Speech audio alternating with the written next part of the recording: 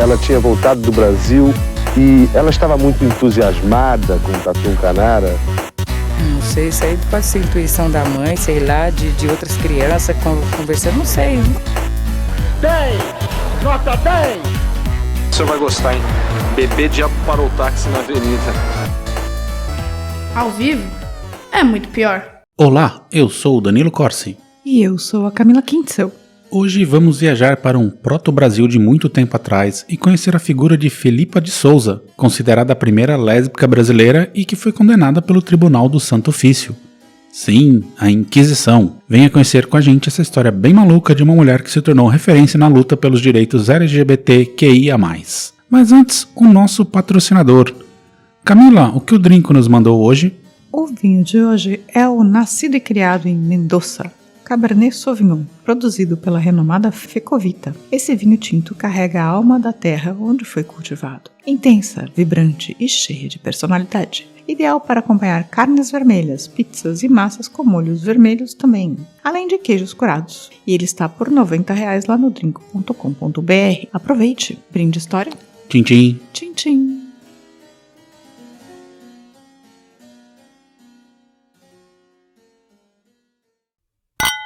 Em 1592, Filipa foi denunciada para a Inquisição por ser lésbica. Ela não combateu as denúncias e se assumiu. Para começar, precisamos dar aquele belo contexto. E também dizer que se vocês quiserem saber mais sobre a Inquisição no Brasil, vocês podem ouvir um dos nossos primeiros episódios, o das bruxas no Brasil. Ali contamos mais sobre a presença da Inquisição no Brasil, né? Dito isso, seguimos. O Tribunal do Santo Ofício da Inquisição foi instalado em Portugal em 1536, com o objetivo de perseguir e punir hereges judeus convertidos, os cristãos novos, bruxas e pessoas acusadas de sodomia, um termo amplo usado na época para condenar relações homoafetivas e outros comportamentos considerados desviantes da moral cristã. E esse tribunal ficou ativo até quase o final do século XIX, com períodos de maior ou menor interferência. 3 séculos. 3 séculos. Porém, ao contrário da Península Ibérica, né, porque ninguém espera a Inquisição espanhola, também, o Brasil não teve um tribunal da Inquisição fixo, mas foi alvo de visitações periódicas. A mais significativa delas foi comandada por Heitor Furtado de Mendonça, entre 1591 e 1595, com passagens por Pernambuco e Bahia. Essas visitas geravam um clima de pânico, espionagem e delações, incentivando vizinhos, familiares e colegas a denunciarem uns aos outros. Tipo a Alemanha Oriental. Tipo o governo Trump. Durante a visita de Heitor à Bahia, 29 mulheres foram denunciadas por manter relações homoafetivas. Dentre elas estavam nomes como Lucrécia da Costa, Brits Gonçalves, Maria de Mendonça e Helena do Rego. 7 mulheres foram julgadas, mas nenhuma teve sua história registrada com tanta intensidade e punição quanto Felipa de Souza, cujo caso é considerado o primeiro processo de condenação por lesbianismo das Américas. Felipa de Souza nasceu por volta de 1556 na cidade de Tavira, em Portugal, filha de Manuel de Souza e Maria Gonçalves, ambos cristãos velhos. Viajou para Salvador, na antiga capitania da Baía de Todos os Santos, em data desconhecida, na condição de casada com um cristão novo, serigueiro, produtor de seda, de profissão. Alfabetizada, fato extraordinário para a época, após enviuvar, casou com Francisco Pires, que exercia a profissão de pedreiro em Salvador. Ela trabalhava como costureira e não tinha filhos dos seus casamentos. Era conhecida por ser muito espirituosa, sociável e manter relações com outras mulheres. Fato que, embora fosse motivo de cochichas e censuras sociais, não parecia abalar sua maneira de viver abertamente seus afetos.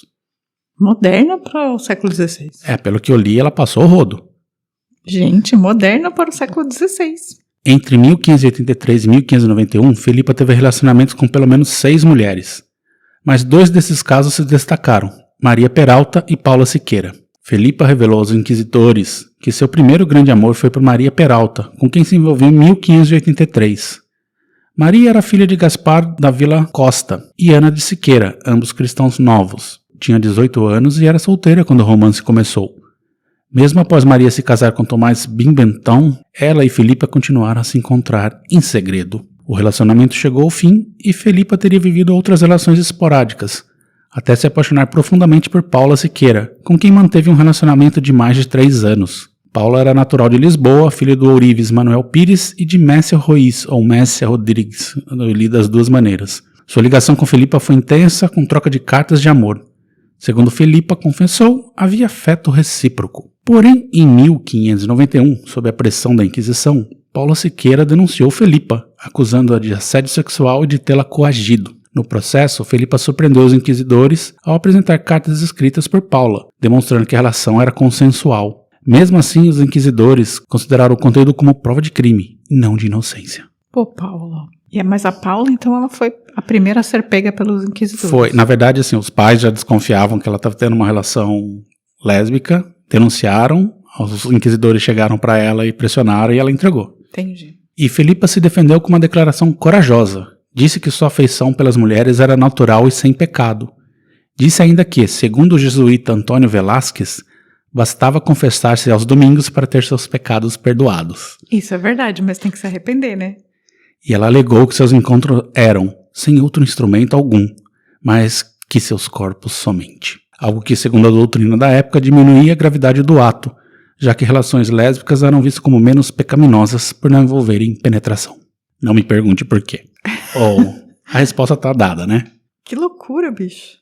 No entanto, a sociedade da época, profundamente machista e religiosa, não tolerava mulheres que escapassem do controle patriarcal. Felipa foi estigmatizada não apenas por amar mulheres, mas por viver com dignidade e convicção dos seus afetos, e não negar o que era. Mas ela tinha um relacionamento com seu marido também, né? Tinha. Ela era casada com o segundo marido, mas, na verdade, assim, era meio que de fachada. Ou ela era bissexual. Ela queria pegar as mulheradas mesmo, e pegou. Ou ela era bissexual. Talvez. Já Paula Siqueira, embora tenha colaborado com a Inquisição, também recebeu penitências espirituais. Teve que se confessar publicamente, jejuar e rezar, sendo perdoada sob condição de arrependimento. E como disse antes, das 29 mulheres acusadas de lesbianismo na capitania da Bahia, 7 foram julgadas e condenadas, sendo Felipa Souza a mais severamente punida, apesar de, no entanto, ter sido poupada da pena de morte na fogueira, pois os seus atos sexuais não envolveram penetração. Que loucura. Tô aqui meio passada com essa história. No dia 26 de janeiro de 1592, ela foi retirada dos calabouços da Casa da Inquisição, no Terreiro de Jesus, e obrigada a andar descalça pelas ruas da cidade, num cortejo de humilhação, até a Igreja da Sé, tipo Cersei. Tipo Cersei, shame. Isso, onde escutou sua sentença de pé, com uma vela acesa nas mãos, trajando uma veste de linho cru, identificativa daqueles publicamente que eram acusados de heresia, enquanto seus crimes e pecados eram citados em voz alta. Condenado ao açoite e ao degredo perpétuo, para além de ter sido sentenciada a jejuar a pão e água durante 15 sexta-feiras e 9 sábados em honra da pureza da Virgem Maria, e a rezar 33 vezes a um salmo. Após a leitura pública da sentença, foi atada ao pelourinho, açoitada e recolhida ao calabouço, onde recebeu assistência médica pelos seus ferimentos durante 4 dias. Após se recuperar, Felipa de Souza foi obrigada a pagar as custas do seu processo num valor equivalente a 3 meses de trabalho, sendo então expulsa da capitania para Pernambuco em 31 de janeiro. A sentença foi clara: servir de exemplo para intimidar outras mulheres consideradas pecadoras. Mas ela foi expulsa só de Pernambuco. De Bahia para Pernambuco. Ah, tá. Ela foi expulsa da Bahia para Pernambuco. Isso. A sua acusadora, como falei, a Paula Siqueira, teve uma pena mais branda, tendo sido condenada a apenas 6 dias de prisão e ao pagamento de uma multa baixa. Assim como as 2 aparições públicas como ré, além de algumas penalidades espirituais que falei antes. Especula-se, por ser esposa de Antônio de Faria, provedor da Fazenda Real e, consequentemente, possuir um título e uma posição hierárquica mais alta, que muitas das mulheres que foram acusadas, a sua pena foi bem leve. Brasil, hein? Já dava um jeitinho ali. Não vamos taxar grandes fortunas. Após o degredo, não há mais registros oficiais sobre o destino de Felipa.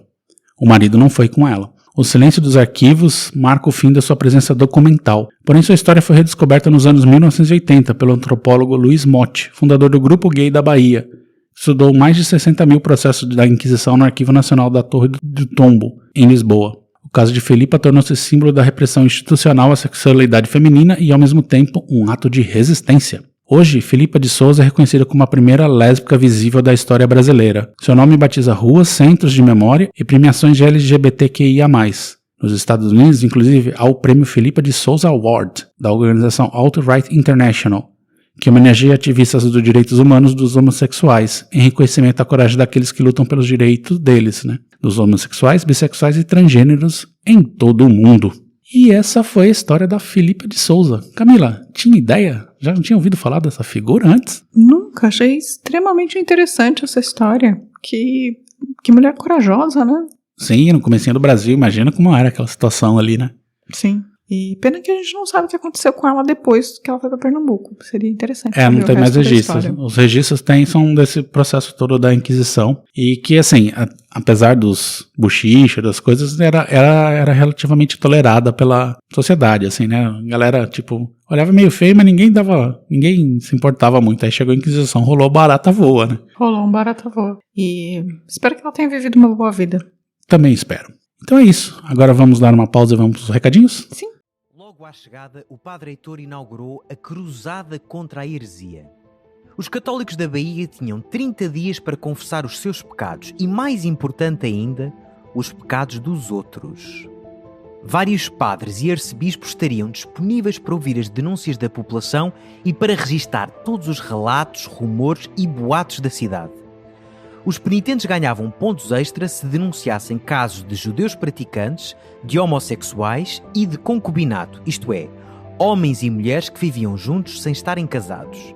E para facilitar o processo, o Padre Heitor mandou afixar a lista de crimes por toda a cidade.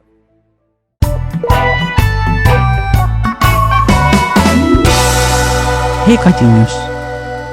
Camila, se alguém aí souber do paradeiro, o que aconteceu com a Filipa de Souza e quiser contar pra gente, como faz? Pode escrever um e-mail para contato@muitopior.com.br. Também pode mandar um recadinho pelo site, ou pelo Spotify, ou pelo YouTube. Ou então entrar em contato com a gente como comentário ou como DM no Instagram, no Twitter, X, né, no caso, ou no Facebook. E aí, antes da gente falar dos recadinhos, se alguém quiser aí contribuir com a gente, como o nosso querido Anderson Rocha. Anderson Rocha, você é a melhor Muito obrigado. pessoa. Anderson Rocha ganhou aqui um prêmio de melhor ouvinte do podcast 2025. Vai chamar até colaboração Anderson Rocha pra gente, quiser mandar pra gente um Pix. Como faz, Camila? Manda para contato@muitopior.com.br. Pode ser de qualquer valor, hein? Isso ajuda. Ajude a gente a contratar um editor para o podcast, pra gente ter mais frequências garantidas nos próximos meses. Seja como melhor, Anderson Rocha.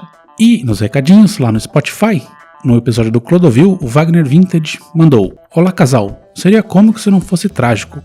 Confesso que, quando adolescente nos anos 90, eu admirava o Clodovil por coisas floridas, bonitas e engraçadas que ele falava. Porém, envelheceu muito mal diversos discursos que são totalmente um desserviço à comunidade LGBTQIA+. E sabe o que é pior? Ainda encontramos os LGBTs 45+, que até hoje são conservadores e admiram os discursos dele. Uma geração mais velha que não conseguiu se desconstruir e ainda focam em agradar heterossexuais conservadores. Real. Eu conheci alguns. Assim. Gay republicano? Gay republicano. Terrível.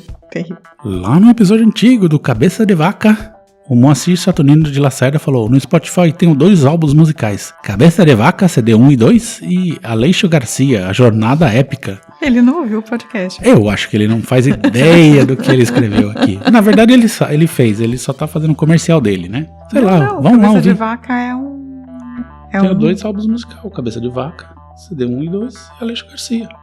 Pode ser. Ele tá fazendo propaganda dele mesmo. No episódio da Rede Manchete, o Luiz Otávio Oliveira falou: excelente episódio, como sempre. Depois que a Manchete fechou, o M dourado que ficava no prédio da Glória foi parar em um antiquário na Baixada Fluminense, um pouco depois de Nova Iguaçu, na Via Dutra. Por uns 10 ou 15 anos ficou ali, meio enferrujada, mas exibida como um troféu beira de estrada, e depois sumiu junto com o próprio brechó. Coisa interessante. Né? Onde estará o M da Manchete? Onde eu gostaria de ter em casa um M da Manchete. De novo no episódio do Clodovil, a Má falou: o Clodovil Hernandes é parente de um ex-namorado meu. Hoje na família ainda existem muitas fofocas sobre ele e uma luta judicial por cerca de 13 fazendas que o Clodovil nunca deixou de herança para suas futuras gerações. Ele era um homem que criou um ódio e uma armadura pela sua família por ser LGBT e ter sido rejeitado, mas a família até hoje tenta conseguir sua herança e as terras que estavam em seu nome. A mãe dele nunca o rejeitou, assim, friamente falando, assim, eu não sei o resto talvez da família. Ele tenha aquela treta com o pai, assim, né? Não é nem treta, né? Na verdade ele achava que o pai também era, né? Na verdade ele viu o pai pegando o tio, que era o irmão da mãe. No episódio do Zé do Caixão, a Maraquecá falou: Adorava seus filmes, mas depois na hora de dormir, passava muito medo e meus irmãos, também todos medrosos, me assustavam mais. Eu era pequena, talvez 7 ou 8 anos. Foi traumatizante, mas eu adorava. Eu tive isso com Poltergeist, assim, eu convenci meu irmão que a gente devia assistir, eu devia ter uns 6 anos de idade, assim, depois eu não conseguia dormir de jeito nenhum, meu irmão tinha uns 11, foi engraçado. O Nélio Ramos mandou: confesso que me dava medo quando era criança, depois só achava graça. Lembro do Cine Trash na TV Bandeirantes, e ele sempre acabava com a praga do dia, sempre alguma coisa muito absurda. Obrigado, casal. Qual será a praga do dia? A Tânia Alexandre falou: morria de medo dele, principalmente quando a imagem era dele saindo do caixão. Anos depois descobri que esse medo era claustrofobia. Bem, a gente descobre as coisas devagar, né? Também sobre o Zé do Caixão, no YouTube, a Mônica Silveira falou: episódio excelente e necessário. Muito obrigada, casal. Obrigada. Lá no X a gente teve a Kelfinha, o Ricardo Cravo, dando uma curtidinha no nosso post lá, e o Cláudio Schubert falando: A Meia-Noite Levaria a Tua Alma é um clássico do terror brazuca. Nunca canso de rever. Aí a gente deixa o salve pro nosso querido Renato Alves e Olímpico de Jesus lá no Facebook. E no Instagram, no episódio do Zé do Caixão, a Silvia Romin mandou: que maravilha de episódio, casal. Muito obrigada, abraços. Agora a saraivada de salves para Cassala, pro Ricardo Cravo, pro Nélio Ramos, pela Base, Rocha Anderson, P. Novaes, Tom do Pin Nada Oficial, o Wagner Vintage, a Cefel Souza, a Silvia Romin. Lá no Stories, né, teve a Ludmila Klaroski, Kelfinha, Reveng, Evaldo Novellini, a Naná PJ16, Sheila Souza, André Vinícius e Gilcimar Castro. E você tem mais algum recado aí? Não, eu só queria agradecer todo mundo que me desejou meus sentimentos e força por conta da morte da minha avó essa semana. Então eu queria agradecer todo mundo que mandou um recadinho. Obrigada, gente. E lembrando mais uma vez, ajude esse podcast no Pix, contato@muitopior.com.br. E aí, semana que vem, estaremos de volta. Um beijo, gente. Tchau, tchau. Tchau.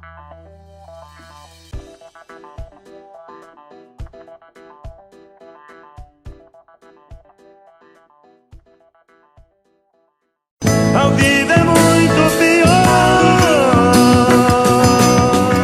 Esse episódio é um oferecimento de trinco.com.br e siteguy.dev.